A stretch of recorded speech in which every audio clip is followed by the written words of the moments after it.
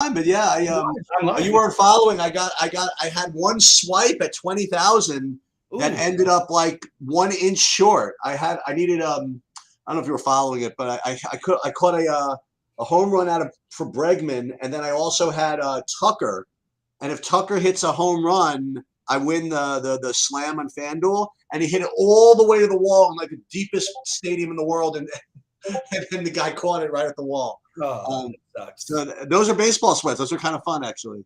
Yeah, that's and so I basically broke about even in the baseball as a result of that, at least. And then I won a stupid tennis. I won stupid. Excuse me. I won that tennis single entry GPP for 2,000, which was good.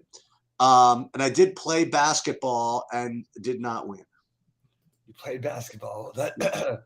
So what happened last night? I saw some things in the chat. Did they pull Jokic at some point or something? I don't know. I didn't play him. There must have been. I heard some whining about something. That's for sure. Yeah, no one has the right to whine if you play at all right now. Like, yeah, absolutely. It's absolutely. It's like it's beyond the Wild West. It's like insanity. So if you can try, if you're going to play it, you have to have. That's what I said. You're just not allowed to complain. That's all. Yeah, yeah. And I think that it's just absolutely. What I need him to just basically stay on par, and then I want the wind to just come rolling on in for the rest of the afternoon. That's kind of what yeah, why not? It's kind of what I need. It's going to be bunched up at the top at the end, obviously. Yeah, but I hear you. Like I said, I just want to be one of my sweats in the final 3 groups, and that's not a lot to ask. I got him at the lead. I have Neiman lurking. You know what I mean? So there you go. No, that's incredible, man. Yeah, that's good stuff. Yeah, I don't even know about fantasy. I'll know after today. Yeah.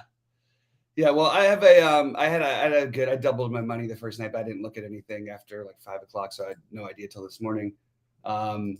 But it was nice first day to start off like that. Especially like when you get your stack wrong and you get like 7 points from your entire stack and you still win. It's always like that. You know what I mean? And I think that's why especially on these kind of slates, people who I'm sorry, but in my opinion, 5-game slates with 1 game that's got weather risks and stuff. I just don't agree with people that say that stacking is the right thing to do on these kinds of slates. When you get down to 4 games, I don't think you should be paying attention almost at all to trying to get a 5-man stack. Now to try to talk about correlation and get a couple 2 or 3-man situations, but there really isn't a whole lot of logic to me in it unless you see one team as being significantly better, which I don't see as being the case. Sort of trying to hit. Well, that's exactly the point. I mean, you make the point that I was making yesterday in our, I forget was the Roadie video or ours, is that whether you play, whether you are required to play stacks is really a function of slate size, and a 5-game slate, like you said, with 1 game with weather concerns. That's how you want to talk about those weather concerns a little bit, or Chicago. I mean, I don't know what to. It's the same thing as yesterday. It's going to either be just horrible weather to be at or be in the game with the wind blowing in. And if anybody stacks these games, you're completely doing that wrong. As I pointed out yesterday, look, I know there was some runs scored in that game and there was 2 home runs that were hit, but it's like basically compared to that stadium, everything else is like twice as good a hitter's park as Coors Field. So you're really taking a real just gamble on something. And while teams will score runs, they're going to be less and less from home runs when the weather's 30 degrees and blowing in 15 miles an hour from the outfield. That's more what it's probably going to be today. But the problem is that it brings up an issue with Brandon Woodruff, who would be arguably the top pitcher, depending on which guy you prefer. But the weather is enough, and the Brewers, not with Woodruff, they usually let Woodruff go wild, but I don't know. It's just it's got me a little bit concerned enough to be off of to play Nola and Cole as my main combination. But I think you can go either way. I mean, Sheets, I don't know. It just depends on what risk you're willing to take. Yeah. So what my main stack, whether it would be by handling or whatever, I was really into it, and this one has weather concerns too. And this is what you're going to get in April, by the way. I mean, it's not really that warm. Because I was really, I was really into playing the White Sox, kind of all over the place. When I say all over the place, I'll let you guys know I'm not playing FanDuel this afternoon. There's just no tournaments that. I couldn't get any in there either. I did put my core plays up on SaberSim, but I don't have any in there either. I'm with you. Go ahead. So all the analysis here is going to be for DraftKings, and But I'm happy to answer any FanDuel questions because I did go. Yeah. So I was very much interested in playing the White Sox, and a good amount of it. Now I'm looking at some of the weather. It's cold and probably drizzle. I mean, I'm still going to play, but again, I'm not allowed to complain if it doesn't work out. That's for sure. Right. Yeah, I'm not all that interested in the game anyway, to be honest with you, except for Woodruff. I do like Woodruff, but I think it's a really. Well, I don't mean the. I meant the White Sox game. Oh, I'm sorry, the Brewers. I was thinking. My fault. My head is still a little foggy. I think the White Sox game is probably in better shape, and it is their opening day, right? And that's what I was saying to Rody because we had a little call last night, and then we were talking, and I was like, if they're going to postpone an opening day game, they generally do it as early as possible. And almost any other time, if it's the opening day, they're going to get the game in because of all the stuff they put in. And then they have like the honorary first pitch and special things for the fans and all that. So usually if the game is like supposed to start, if it's not like 6 hours before and it's not been postponed, it's probably going to play. That's the way that I would treat this. But I feel more confident in the Detroit game for that reason than I do in the Chicago game. Because Chicago, and as Adam, who's very sharp, points out in the chat, that their teams are only a little over an hour away from each other. It's not that hard to make up a postponed game, but you don't want to go into the season doing it, especially on the first day. Although this for them is the second day, so it's definitely something to look at. Do you want your fans to have a horrible experience, or do you want to? I mean, it's brutal to be in that. Like I've been in that stadium before, not when it's like freezing cold, but you really feel that wind fire through there. It's like. I don't know. It's not a great experience to go through when it's 30 degrees and it's blowing like that and rainy and kind of gross. So who are you playing then, other than the Chicago Detroit situation? Yeah, so I tried to give it away with my with my username here. I want to play McClanahan. Yeah, I think he's the chalk. I think it's the chalk play. But then, like I said, I don't know how chalky that's going to be. So I'm probably going to have in my big buy-in. I am actually going to play Nola and Giolito in my main one, and then Giolito. Basically, I have him right now locked in on DraftKings. That's where I am right now, and. Then Nola, I have about 30%. If I'm playing like 25, 30 lineups in this mess. And then I have a couple of everybody else. And I got like 15% of Eovaldi, like 15% Montas, 15% McClanahan, like I said. I even have 15% of this. I have like 10% Means just for fun. And I got 15% Steele just for fun. But mainly it's Giolito for me. Yeah, I could definitely get behind the argument for Means, but I personally will side with, look, if the weather is going to be as bad as it is in Detroit, it's still horrible hitting weather in Detroit, horrible hitting weather in Chicago, cold in Philly, cold in New York. Although New York, I'm not as worried about because the stadium. It's not that cold here, by the way. The Stacey weather forecast disputes the cold weather. Okay, all right. What does it look like? High 50s, low 60s? Yeah, that's not cold. Well, there's only one stadium that's got above average. That's got the normal weather for their stadium. That's Tampa Bay. So it's kind of hard for me not to. I'm always going to flock that way earlier in the year if I can. You know what I mean? Right. Is that everybody else's weather is going to be better, and all their stadium factors are not. All the ways people do the lines and everything even aren't entirely built enough into the weather, in my opinion. So I don't know. I just always like to look at that stuff. But I do think the Yankees, the Tampa Bay, and the Baltimore are going to be the most exposure I have. I have no problem playing guys against McClanahan. I really like him as a pitcher. The price is like stupid, but the price is stupid on everybody, and the hitters are priced stupidly as well. So it doesn't matter. And I'll go back to that. I don't see any need to stack, but if you want to stack, I think that it would be Baltimore, New York, I think. But like we always talk about this with Means, and a smaller slate's a little different, but like it's not like this guy ever gets hit hard. We try to do it every time with him, and he doesn't give up any power. Right. Every now and then he'll have a tough one, and that's usually facing the best teams in the best hitters park. So when he gets a huge park upgrade. But I'm still taking some shots there. I've been taking a couple Tampa Bay guys. I like Harold Ramirez. On the Yankees side, I really like Donaldson. I think that he's going to have a big year. Obviously, like Judge, Stanton, Hicks is some cheap exposure you can get to get a little mini stack in there, like I'm trying to do. Philadelphia is the other chalky one. And I'm totally cool with it, but I'm probably going to be just using pieces: Real Muto, Schwarber, Harper, those guys, and then mixing them in with my Trey Mancini and Harold Ramirez, Randy Rosarena, those type of guys. So those are basically like all the guys I'm playing. I'm not playing as many lineups as you. It is always frustrating for me because I really like to play sometimes the day slates, but they usually sell out like 2.5 hours before they start, which is like right when I start doing research. And being on the West Coast, it's tough. Well, that's the thing. Fortunately, again, the way my schedule works out, before I go do my real work or whatever, I try to update like the projections early in the day, like just when I do it. And as soon as I do that, I enter lineups just to reserve them. Right. So that's already, you know what I mean? So I don't have to worry about that. Yeah, absolutely. I do think the trick game plays, but the question is, do you want to try to get all your play hitters in a game that is this horrible? And the only problem is like there's not a whole lot of where it is great. I mean, let's just take a look at the real weather in this, because this is 45 degrees, 60% precipitation, winds blowing side to side. It's not going to be. It's a terrible hitting weather. Not as bad as Chicago, but terrible. So Philadelphia is actually not terrible. Like it's 62. And as Sheets says, the Yankees are 60 degrees, but it's also blowing out to center. I just would rather stay away from it. So it doesn't mean that I wouldn't have one player from those games, but I certainly wouldn't stack anything in those games, even on a tiny slate. That's just me. Yeah. Did the 22 say Shane McClanahan?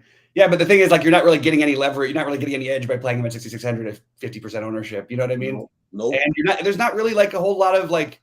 It's not like these other guys aren't underpriced as well. I mean, Aaron Nola at 9K, Brandon Woodruff with the weather factor. Giolito against Detroit with the weather. Garrett Cole, even though it's Boston, like it's Garrett Cole. Like it's just there's a lot of guys out there that can put up big games. I do think that McClanahan does have like, the price does stand out, but it's not that crazy. You know what I mean? Like that it's crazy if they're going to do it, but they're kind of doing it with everybody is what I'm saying.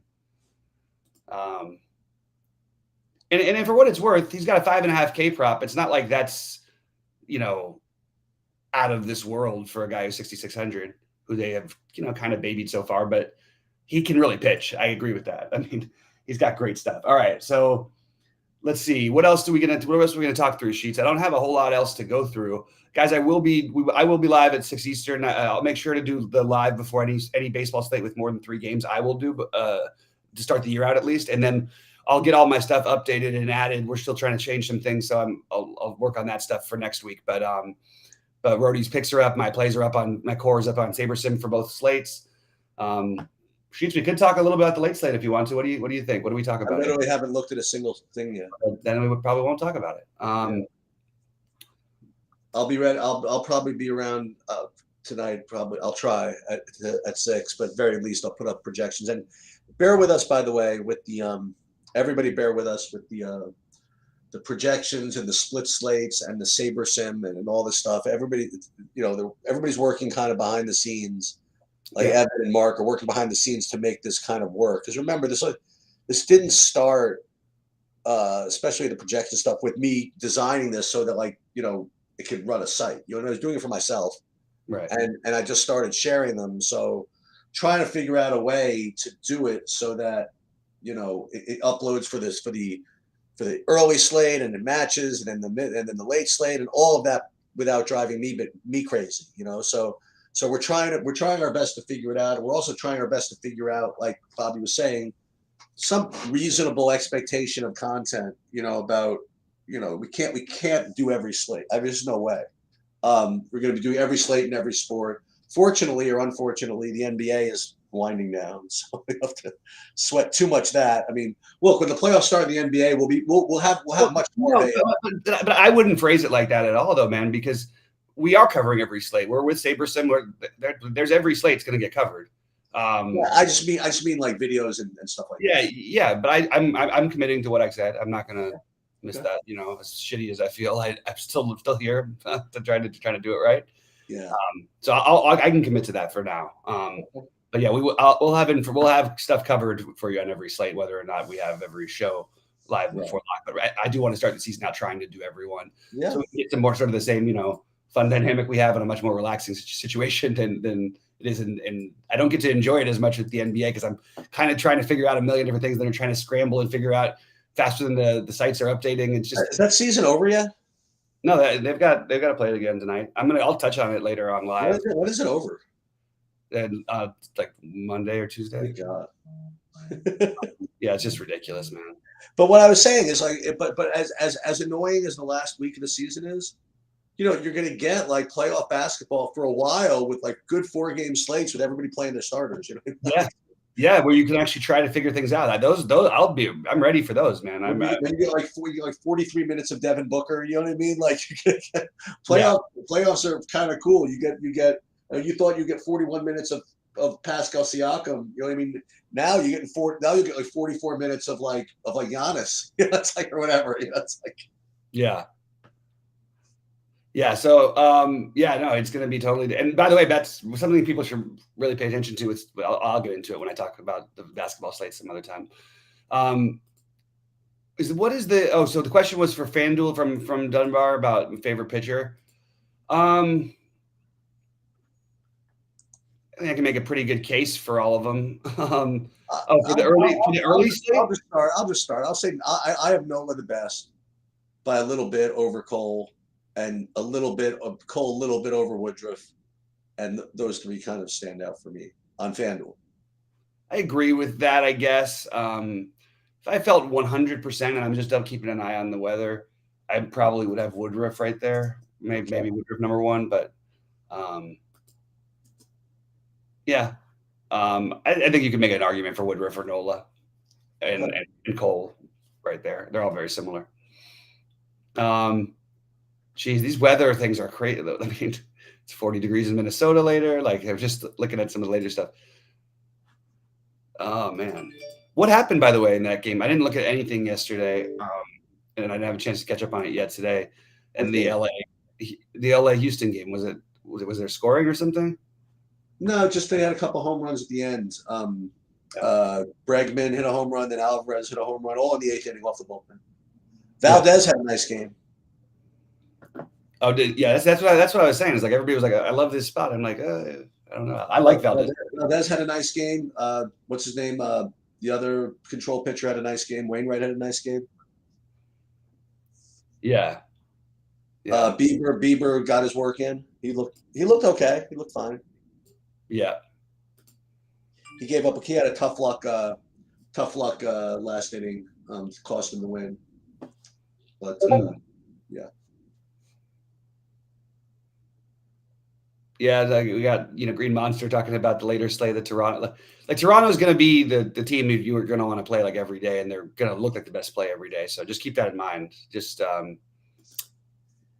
we can't go that long without making some predictions. I mean, we don't have to do it today, but we got. Yeah, I'm going to have it for next week. Okay.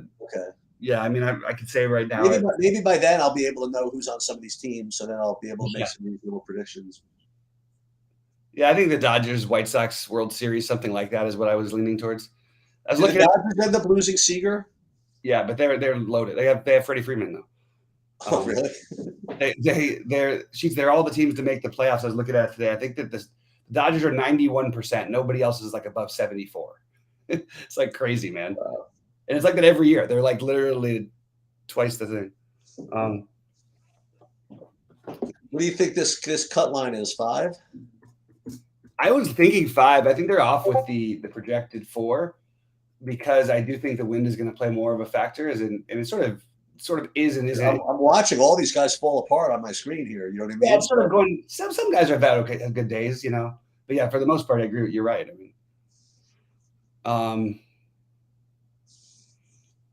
yeah. Sheets. What do you think the ownership difference between Giolito and Woodruff is? What do you have on DraftKings? Yeah.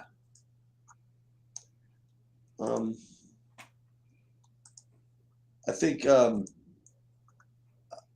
I have Nola between who and who? Between Giolito and Woodruff. Oh, I have Woodruff at like 50% on DraftKings. I have Giolito low owned for some reason. Can't imagine it, but all these early slate projections, especially ownership, are just very untight. I'm just going to tell you. Yeah, and in general, I'm not going to answer until we make Discord private the specifics of these things because we do have it available, and it kind of is messed up to not do that with the Sabres. Yeah. Maybe worth a slight boost to control pitchers versus strikeout pitchers when weather is bad, can pitch to contact. Sure. Yeah, it's weird. We're getting into some of the fine points that I think are when you get in the weeds that far. I think we're overreacting a little bit to it. If you're talking about control versus because every pitcher is going to be a little bit different, and I don't know. I don't know. I don't think that I don't have anything that's ever shown me a correlation between control pitchers and non-control or whatever, wild guys who have high strikeout rates and cold weather. It's just, I don't think we have enough overall information. Also, we didn't used to have games that were played this freaking cold. The global warming, newsflash, guys, it's a real thing. This weather is way different than it used to be. And also the season starts earlier than it used to when we were younger. So a lot of the old data, like I remember that's one of the big arguments I got into with some of the guys is like Wrigley Field can be the greatest hitter's park and the greatest pitcher's park. Just depends on the day. You know what I mean? It's just really hard to say. I don't know. Even the way they tried to build stadiums to shelter things out, it's just no matter what, there's an edge to gain on park factors. But I think that sometimes maybe we overreact to it when it comes to like trying to figure out exactly whether a pitcher is going to have one strikeout every 300 batters more, because that's just not enough of a factor to play it. I don't know. It's a very tough one for me because I don't know how to weigh it. I can tell you when this wind blows in, though, there is some weird things that I've seen before about when the wind blows in, the strikeouts go down a little bit. That's probably worth factoring. So Max Scherzer is pitching in Washington. Yep, back there. I mean, yeah, there's nothing wrong with it. That's the later one. They're gonna have to drag him off the mound, aren't they? I don't think he has any. I mean, he won a World Series with them. I don't think. Yeah, I'm not saying he's mad. I'm saying he's gonna want to be on that mound. That's all. Yeah, I don't know. I don't know. They sometimes work different to me in those situations. I like Trevor Bauer pitching back in Cleveland would be very different. You know what I mean? Is he done? No, he'll be back. I think. I don't know what's going to happen with him, so I don't want to speculate because I don't want him on the team, but he's going to probably end up on the team. All right. I don't know if I have any more else. I'm going to get ready for the afternoon slate and get my picks up for that. Yeah, good to me. All right. Well, good luck to everybody. Sheets, thanks for jumping on with me early, and I'll see you guys at 6 Eastern. Sounds good.